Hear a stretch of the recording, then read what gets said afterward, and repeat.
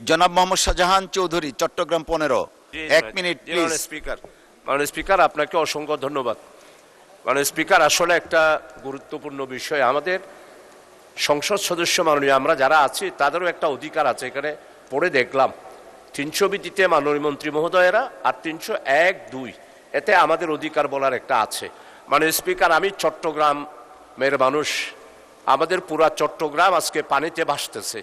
আমার আগেই আমাদের মাননীয় এমপি সরওয়াজ্জামান নিজাম অভিহিত করেছেন, বিশেষ করে আমার লোহাগাড়া, সাতকানিয়া, বাঁশখালী, চন্দনাইশ, পটিয়া, আনোয়ারা, কর্ণফুলী এবং আমাদের মাননীয় মন্ত্রী অর্থমন্ত্রী আছেন, ওনার এলাকায় আমরা পানিতে ভাসতেছি, অসম্ভব কষ্ট হচ্ছে।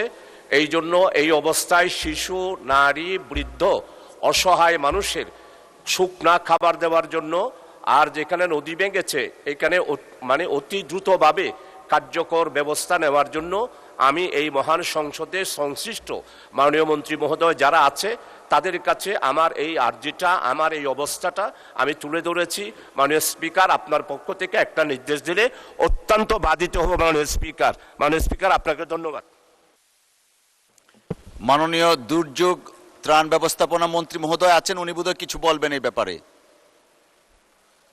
দুর্যোগ ব্যবস্থাপনা মন্ত্রী। মাননীয় স্পিকার, আপনাকে ধন্যবাদ।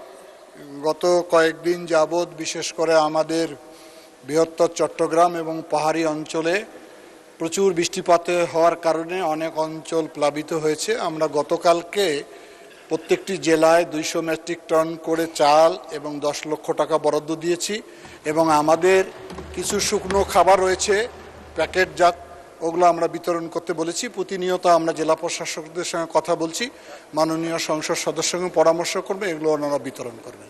ধন্যবাদ মাননীয় স্পিকার। অসংখ্য ধন্যবাদ।